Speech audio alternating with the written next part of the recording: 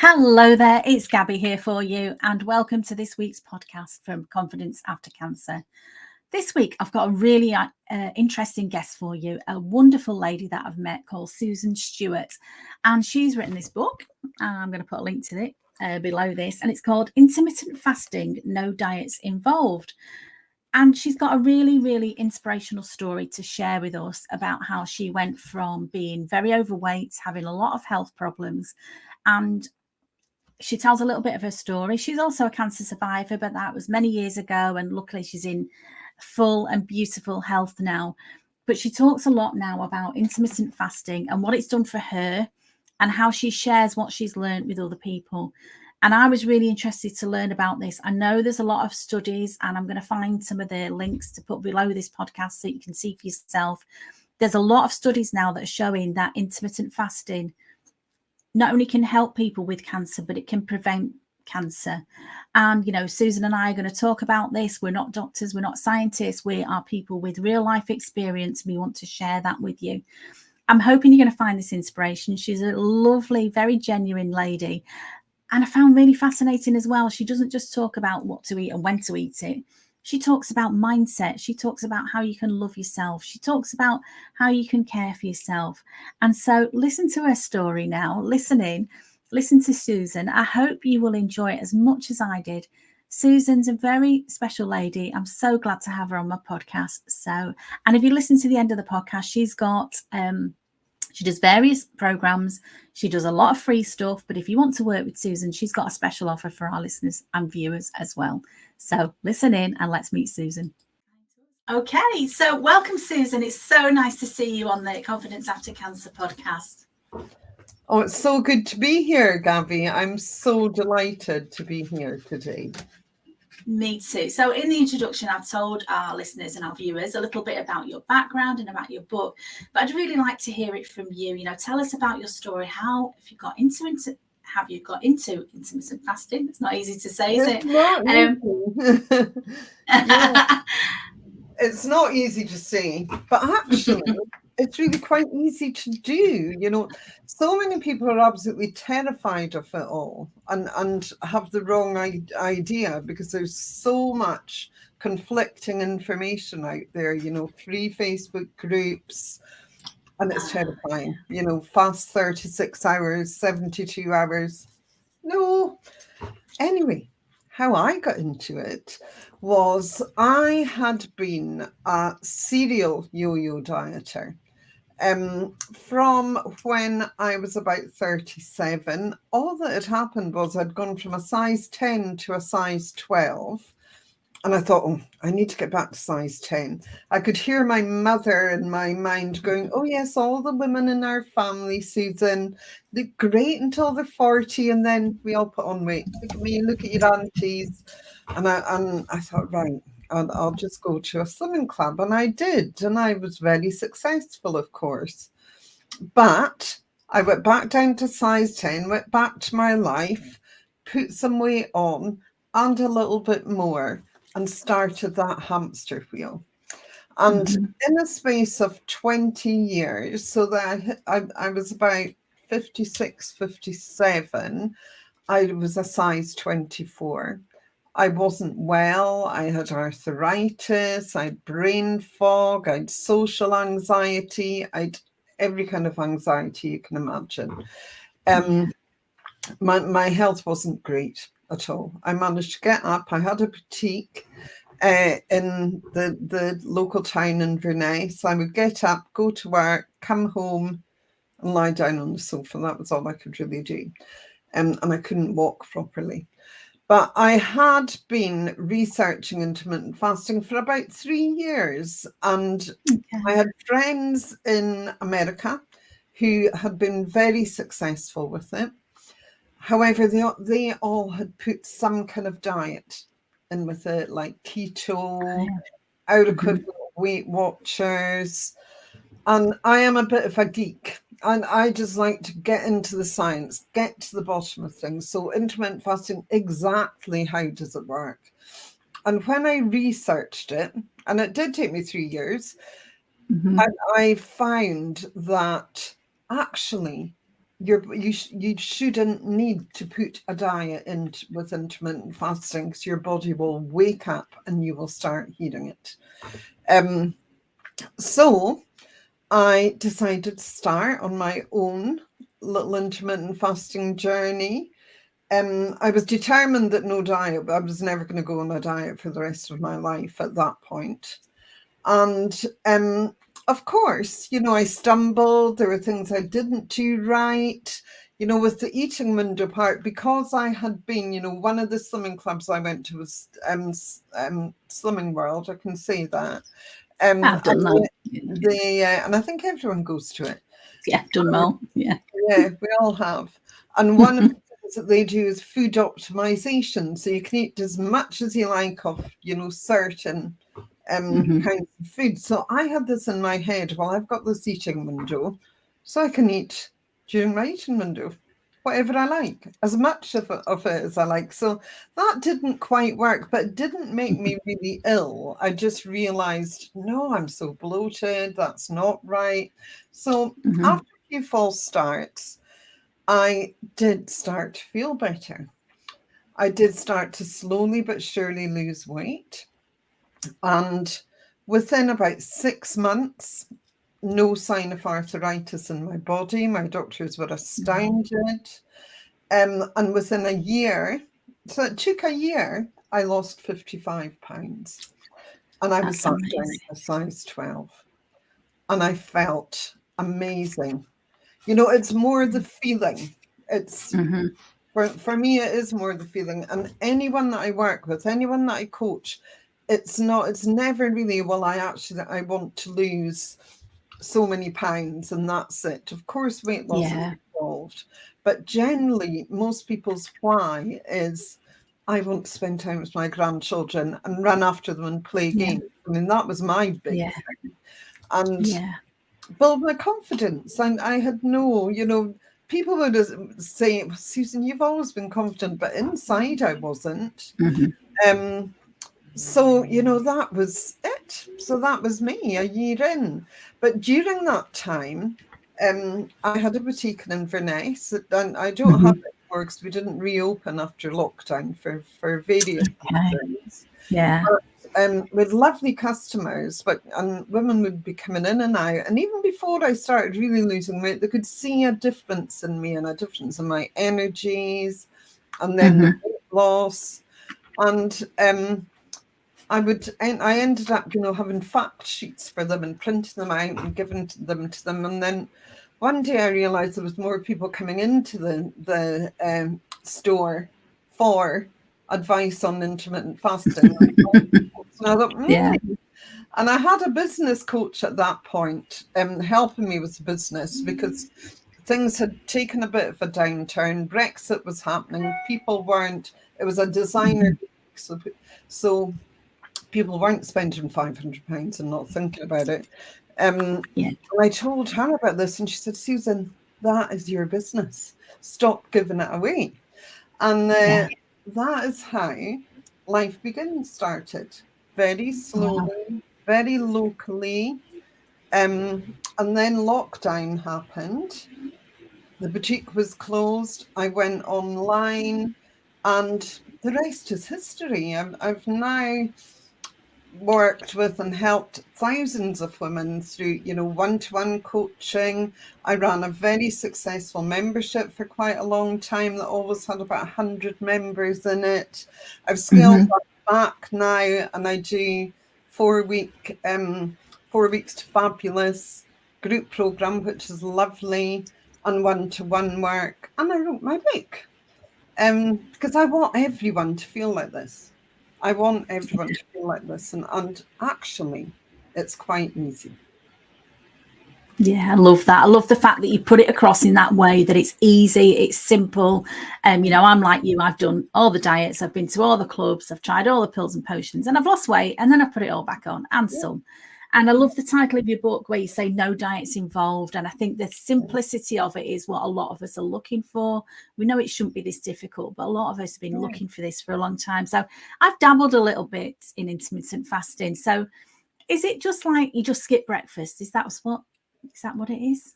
Well, You know, I could say, no, that's not how it is, but, you know, that could be part of it.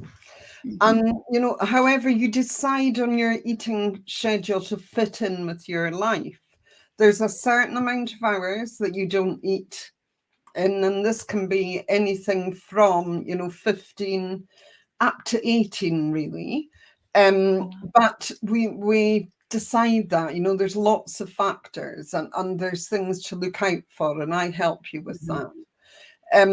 Some women will open their eating window, we call it, when they do rise. That's when they'll open their eating window and they'll close it earlier in the day. Mainly the women that do that are mainly women that have got little children, have got toddlers, and they're getting used to that sort of eating routine.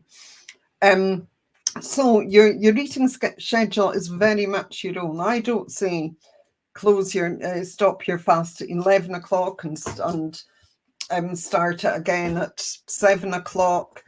It is very, very important that intermittent fasting fits into your life, not you fit into intermittent fasting. We've had enough of being told what to do. We've had enough of listening to outside signals. You know, they don't work. And actually, if we can start listening to our bodies are speaking to us all the time, telling us, you know, and if you fall asleep after eating, there's something you've eaten that doesn't agree with you. If you feel bloated after eating, there's something there that doesn't agree with you. It doesn't mean to say that you stop eating it completely. Pasta makes me very bloated and will also put me to sleep. However, I love pasta. So I found a pasta that I can eat. So I will eat, there's a brand, Seeds of Change. Spinach pasta doesn't make me sleepy. You know, and very often you'll find it's the chemicals or how they dry things or sugar in the food that gives you a reaction. So you know, you're intelligent, your body is too. So we just start listening to that. So sometimes it's skipping breakfast. Sometimes it's not. You are the owner of your life and your own body, but there are also, you know, extra things like the hydration is so important during your fasted time, because there's lots of magic things that happen during your fast. And if you're not drinking enough water, they won't happen. So it's really interesting. Yeah, and I love what you just said about listening to your body, because my husband a few years ago, he had a knee injury and he put a lot of weight on, which is not like him. And he had for years had toast for breakfast, sandwiches for lunch, and just thought that was normal. That's what everyone does. And he also thought it was really normal to have a bloated stomach and a lot of gas. And then he cut out the bread and he could not believe within a week how different he felt. And it's almost like we're conditioned, and he thought he was eating quite healthily. And I remember my granny saying to me, oh, you know, what was it? Breakfast like a king was the thing. You know, you have a big breakfast that sets you up for the day. And anybody who doesn't have a breakfast, or there's something not quite right with her, she doesn't eat breakfast. So it's those voices in your head and that conditioning. It certainly is. And, you know, breakfast was invented by John Harvey Kellogg in 1908. When he launched Kellogg's cornflakes. Before that, we didn't really eat breakfast. You would, you know, very often the wife would be at home, the husband would go out to work, he would have his lunch with him, he would just have a cup of tea in the morning, very often not have milk, so you didn't really have milkmen or anything then. So, you know, they were fasting then. And incredible marketing to introduce another meal into the day. The only other historic evidence of breakfast or breaking your fast, I mean, it is breaking your fast, been eaten was in the courts of Greece, where they were to have banquets and things. So I don't think that was me or my family back then. There you go. But, you know, very often we have to get past that conditioning. It's all conditioning, I'm afraid. Yeah, see that. I can see that. Yeah, and I can see that. And you know, I'm not a big breakfast eater anyway, and I always thought there was something maybe I wasn't doing things right. But that kind of makes sense what you're saying. But what I do like in the morning is a cup of coffee with sweetener and with milk in. So is that breaking a fast if you were to have that in the morning? You can still have your coffee, but Mm-hmm. not with sweetener and not with milk. Now, I Okay. know that sounds terrifying. That is something that put me off. I would say for about a year, it stopped me starting because I used to drink coffee with double cream. And I mean, it would swim on the top, globules of it. And I think I Oh, thought I was, okay. I don't know who I thought it was. And I'm drinking black coffee, so you actually feel quite French, to be honest. But sorry, I'm quite strange like that. But there are, I can help you with ways of stopping making black coffee taste bitter. But also, I found I didn't even know how to stop to making it feel bitter. I was just drinking ordinary Nescafe, and within Mm-hmm. 3 days, I started enjoying it. Black. I couldn't Ah, believe it. yeah. It's amazing how you can break a habit really Yeah. quite quickly. As soon as you open your eating window, you can have coffee, you can have sweetener, you can have whatever, but during your fasted time, it's got to be black because it's not about calories. It's got nothing to do with calories. There are some well, as far as I'm concerned, and in the way that I coach people into fasting, we Mm-hmm. do clean fasting. And it's nothing to Right. do with calories. It's to do with your insulin and keeping your insulin levels low. Ah, The moment you put a flavor into something, so flavored teas, black tea is okay, green tea is okay, but fruit teas are no use. Lemon in your water, all these things will just spike your insulin and take you out of your fast. It's science.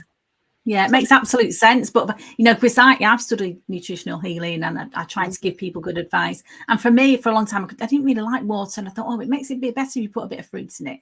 But I Mm. get that now. You're thinking, oh, it's got no calories, it's not doing me any harm. But I get it now. The way you're explaining it makes it very clear. It's That's just the really flavor. interesting. As soon as you open your eating window, you can put cucumber, lemon, whatever you want, and it's just for that fasted time. Yeah, yeah. Okay, so I've got an interest in nutrition. I follow quite a lot of people on YouTube and online, talking about fasting, but talking about, and this word keeps coming up, and I hope I'm going to say it correctly. Autophagy, is that how you say it? Autophagy. Autophagy. Thank you. It took me 2 years to say that word. I would stutter and stumble over it, especially But if I was reading it. yeah, exactly. I'm just reading it now. But I've seen over the last month, everyone's talking about it and what magic it is and how brilliant it is. So talk us through that. What is it and what's it doing for us? Well, at last, everyone's talking about it. Mm. Autophagy is the most magical, deep cleansing of your cells that happens about 15 hours fasted. Approximately, we're all different. Mhm. But about 15 hours fasted. There are other schools of thought, but I have worked with a doctor, Dr. Mindy, who has tested on this. So I know it's 15 hours, around 15 hours for most people. So autophagy is like the recycling and cleansing of all the cells in your body. It is the most magical, natural process, and it will take cells that are dangerous and damaging and flush them out of your body. It will take cells that are maybe not, on the road to Mhm. being damaged and recycle them and make them better. And it also nourishes and makes sure that all the other cells in your body are in a good shape. And this is Wow. for your, from your brain to every part of your body. And the Nobel Prize was won, I can never remember at the moment, either in 2012 or 2014, but by a Japanese scientist on his studies and research on autophagy and fasting. It was mentioned first of all in scientific papers in about 1963. So it's been here for a long time. everyone should know about it. And I'm really glad that you're starting to see it and hear it, because it's a way of us keeping ourselves well and to help us live longer lives. That's amazing. I believe with you. I believe in a lot of what you're saying, because that's why I studied nutritional healing. And a lot of that wasn't just about what food you eat. It was about, if you get out of your own way, your body is amazing and your body can heal itself. That was the premise of nutritional healing. And so I've learned a lot, but I'm still learning, and I'm loving learning the stuff that you're sharing online is really, really interesting to me. The other big thing I took from your book as well, because it wasn't just about weight and it wasn't just about what I did. I loved how you talked about mindset and about your approach to life, and about loving yourself. I talk about that all the time, and some people think you're a bit crazy if you talk about loving yourself, but I love that, the exercises that you've done on that. But I'm really interested. A lot of my viewers will be, people that have been through cancer, and a lot of people will suffer, as I have, with chemo brain or brain fog or muddled thinking or whatever you want to call it. And I'm hearing that intermittent fasting helps with that as well, and that's really interesting to me. That's something I need to know about. Oh, it's fabulous. And that is part, the autophagy is creating that. Human growth hormone is something else that kicks in about between 8 to 10 hours fasted, and that helps with brain power as well. And also ketosis. So when we go into ketosis, it's not only fat burning. So of course, it does burn your fat, which is great, but there's a chemical released to your brain called GABA, which then will sort of opened, and it's like a ting. You can almost feel it. See if you're really looking out for this. It's like a ting, and then your body starts being flooded with dopamine and serotonin, so you handle anxiety a lot better. Your brain is clearer. Honestly, I was so worried about my memory and my brain fog. I've got one of my sisters is a psychologist over in Cape Town, and I can remember talking to her about it, and she said, Susan, as long as you know that you're forgetting things, you're all really funny about it. But these things, and chemo brain is a terrible thing. I know that. I work with people that have had cancer, people that have cancer, that are going through chemo, and fasting does help so much. There's been scientific studies been done. Just Google it. There's so many of them. And I love that. That is one of the side effects. I myself had cancer when I was 19, very, very young, and I had ovarian cancer, which luckily they caught before it spread anywhere else. I had an ovary and fallopian tube removed. I had quite intensive treatment. I was told I would have and I had one daughter already at that point. We had children very young in my day. Well, I said me too. I did, I was told I wouldn't have any more children. I had another 2. So there you go. Oh, there you go. I've been so well ever since. But as far as all of these things are concerned, the autophagy, the human growth hormone, the ketosis, it is doing, it's working in synergy to give us, to make our brains and minds open up.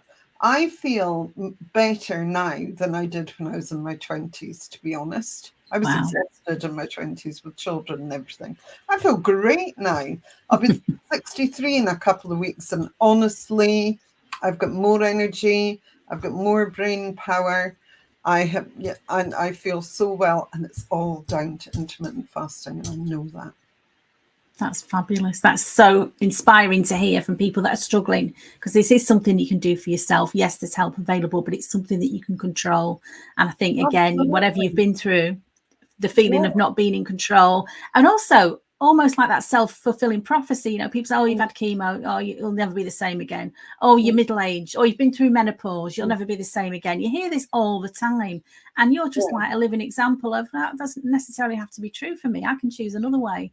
Absolutely. And very, very seldom during treatments does anyone talk about diets, you know, what you're eating. I don't mean diet as in swimming world. I mean what you know, what you're eating and how you're eating. Although there are quite a few oncologists now that are tuning into intermittent fasting and realize the benefits. But it is, you know, it is one thing you can be in control of, and sometimes that is all you need. And, you know, and I definitely work as well with mindset, with putting yourself first. You know, women just don't. We're conditioned not to, and we need to get used to putting ourselves first. And this is one thing that we can do for ourselves. It teaches us patience. It teaches us we can be in control. It raises our self-belief. I also do quite a lot of work with cortisol, your stress hormone, how to manage to keep that down as well. It's all about hormones. It is all about hormones, the whole lot. Love that. Absolutely. Just, speaking my language. I love everything that you're talking about now, and I think so many people need this, and they need to know this information. So hopefully we can share it. I've just started following you. I'm in your Facebook group and watching the stuff that you're putting online. I'm a little bit concerned. I'm going to on holiday soon, and it's usually a time for a lot of overindulgence. So could you still incorporate intermittent fasting if you were on holiday? How would that work? Well, you have got to have a life. Intermittent fasting is a lifestyle, and you're going to be doing it for the rest of your life. You're not going to give up at 6 weeks because you've, you know, lost 20 pounds and that's that. It is an absolute way of life. Now, when you go on holiday, I don't know about you, but if someone is cooking me breakfast, more often than not, I will eat it. So that is absolutely fine. What I will find, though, is very often, you know, after maybe 3 or 4 days, I'll feel my joints swelling. It's just inflammation. It won't be fat. You're not putting on lots of fat. Your body's just going, oh, she's not fasting anymore. What's happening? And when I start feeling that, I will do, you know, and I'll do a fast that night through to the next. I'll miss breakfast the next day, drink lots of water, and I'll feel okay again. It's the first thing then that you feel like doing when you get on the plane or get on the car to drive home is, where's the water? What's the time? I'm getting back to my fasting. You won't feel like you've blown it. You won't feel like, oh my God, I've fallen off the wagon. These diets don't work. They're hopeless. You just go, I'm getting back to my fasting because I'm going to feel great. I come back from holiday quite often 6 pounds heavier within 3 days thereof. Not because I'm starving myself, just because I've started drinking again, drinking water, enough water again, and got into my fasting schedule. Your body, once you start fasting and once it's established, and that just takes a matter of weeks, your body knows you're a faster, and it's going, come on, get back to fasting. Give your body a break. That good feeling again. Absolutely. Love that. Thank you so much. That's given me a lot of positivity of thinking. And I've done the same before. I've fallen off a diet. I've stopped the plan. And then the self-loathing comes in. Oh, you're useless. You can't stick to anything. Negative. And it all goes out the window. So, I love that. Yeah. Well, you're never a failure. It's you know, and we have to have a life. You know, in the summer, I actually put on a bit of weight because I'm a lot more sociable in the summer. I'm very much, you know, sunshine barbecues. In the winter, I am, no, don't ask me to go anywhere. I just want to stay at home and coolie in, as we call it. And that's good. We have to live our lives. Definitely have to live our lives. Love that approach. And so my last question really for you, I'm going to talk in the introduction, and I'm going to put the links below this in the show notes to your book so people can buy your book if they want to.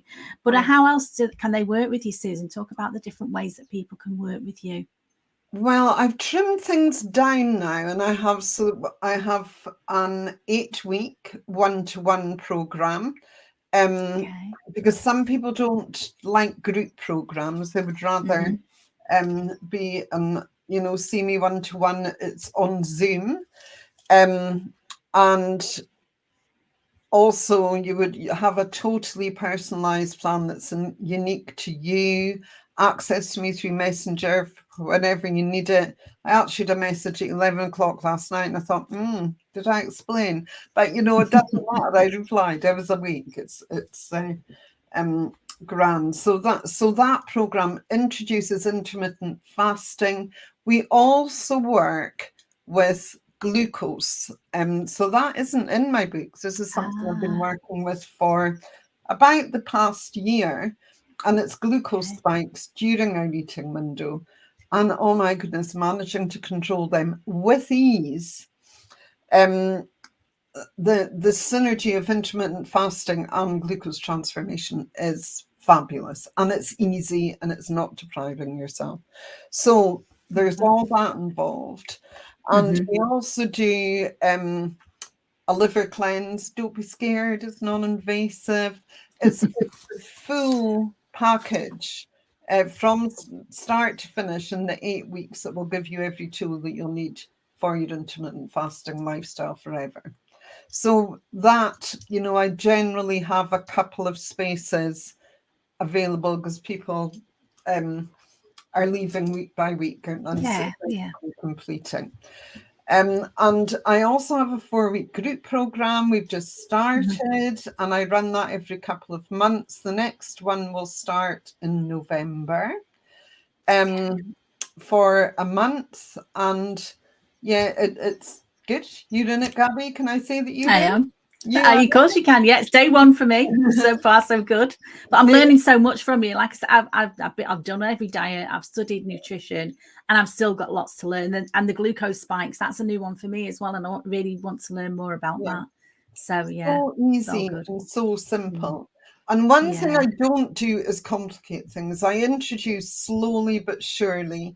Week by week we add on, because I think you can, if you're in any free Facebook groups, it's terrifying what there's lots of knowledge in there that's good knowledge, but and I think it terrifies people because it complicates things. It is actually really quite simple, and there's things that you absolutely have to do, and we do them.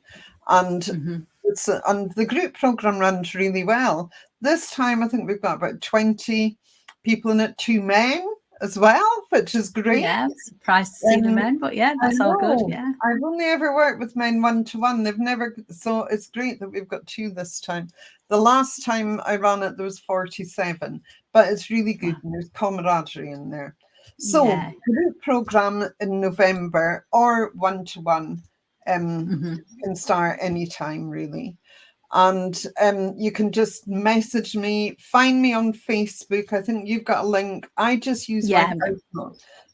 I just use my personal profile nowadays, mainly because I'm not going to give Facebook lots of money for advertising. That's why I can keep my prices down low. I just rely on coming and meeting people through podcasts, etc., or recommendation from people that I work with. That very often, a lot of my clients come in that way. So that is the main way that you can work with me at the moment. Just find me on Facebook and send a message. I've always got something to promote on there, so be prepared for that. That's all good, and we'll put the links below the episode when it goes out, and that's really good, Susan. Thank you so much. It's been such an interesting talk for me. So much, like I say, there's so many layers to this. It's not just about what you eat; it's when you eat. It's getting to know your body. It's getting to know you, to trust yourself, and I think some of us have forgotten that as well. Exactly. Listen, I don't give you meal plans. I will put up a few recipes just to give you an idea, because some people, because people are used to receiving meal plans, when you say, well, actually, you know, this is the food group to eat, and, you know, people will look at you. So I will put up recipes. I've also got my own recipe pack that I published myself a couple of years ago, and I send that out to people as well. I will have other things coming on, and I am actually opening a clinic in Inverness, but that's not opening till January. I'll be doing one day a week. You're a busy lady. You got a lot going on. Oxygen Works in Inverness, which will be lovely. Yes, it's good to be busy. It is good to be busy. But it's been lovely to be here, and thank you so much.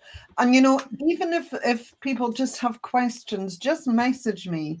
I am very open to answering any questions. That's great, Susan. Thank you so much. So for me, day one of my intermittent fasting journey, and I'll be posting on social media how I'm getting on, letting you know. And Susan, if I've got any questions, problems, I'll be tapping you up as well. Thank you so much for such a great talk. You've been a great speaker, and I'll be recommending your book to everybody because I loved it. Absolutely loved your book. So thank you. Take care, my lovely, and we'll speak soon. Thank you. Thanks. Well, I hope you enjoyed that podcast as much as I did. I think Susan is a fabulous lady with an amazing story, an amazing gift to give to us all as well. I love the title of her book, Intermittent Fasting, No Diets Involved. If you're anything like me, I've been a slave to different diets over the years. I've tried them all. And yes, I had limited success, but nothing that worked long-term for keeping the weight off. But it's more than a diet that Susan was talking about. She was talking about how it's in our gift for all of us to have ultimate health. And it's quite simple and quite easy to follow. You know, I've just started her protocol. I've started it today. And I'm starting off just by upping my water intake and by sticking to a fasting window. So today I'm only eating between 12 and 8. But I can eat pretty much what I like. I mean, she's given me some top tips, but there's no rigid rules to follow. And I like that. So I will keep you posted on how that goes on. You can find her book. I'm going to put a link below. I'm also going to put a link to all her socials. And Susan did say, you know, there's lots of free stuff that she puts on Facebook. She gives lots of information away for free. If you would like to join one of Susan's programs, I think her next one's running in November. You can message her and she'll be posting about that so you can see how that works. If you would like Susan's one-to-one help, she will give a discount for listeners to this podcast. Just send her a message, tell her that you've heard her on the Confidence After Cancer website, or just put Gabby in the subject line and she will give you a discount. All fabulous stuff. The only thought I wanted to leave you with was, obviously the information in this podcast is for entertainment and it's for education as well. You know, it is not to constitute medical advice. We are not doctors. We're not trying to give medical advice. But I would just say to you, I read something once years ago and it said, your doctors should be your servants, not your masters. And that's really about taking responsibility for your own health, which is something I try to do. I do challenge things. I'm probably a nightmare for my doctors because I do challenge things. I don't follow them blindly anymore. And that's my choice. That's what makes me feel better. And I'm not saying, you know, one sort of rule that you can follow is better than another. I'm saying make the best choices for you. And I think that's what I took away from Susan's talk today, was about learning to listen to your body, because your body is very, very clever, you know, and sometimes we just need to get out of our own way. We need to learn how, or relearn how to heal ourselves, because our body knows what to do, you know. And I really don't believe that the way we're living today is the way we're meant to live. I don't believe, you know, the processed foods that we eat. I don't believe that 1 in 2 people getting cancer is the way that it should be. There's no guarantees with any of this. What I'm saying is make the best choices for you. And that's not just about what you eat. It's about how you live your life, how you manage your stress, the people that you spend your time with, the things that you listen to online. I've talked about this before. I don't listen to the news anymore. I do not need that constant, you know, doom and gloom. So it's all input that we can all choose. You know, we don't have to be victims. We can choose to empower ourselves with knowledge, with education. And so I just want to leave you with that thought. I hope my podcast from Confidence After Cancer will inspire you, will educate you. You don't have to follow everything I say. I'm inviting you to listen, to think about it, and pick and choose what works for you. If it doesn't work for you, that's absolutely fine. And as always, if you want to get in touch with me regarding anything, please do. I'd love to hear from you. I'm always here for you. And I just would like to say have an absolutely amazing week. Thank you for listening to my podcast. Stay safe and stay sane, and we'll speak soon. Goodbye, my darling. Take care.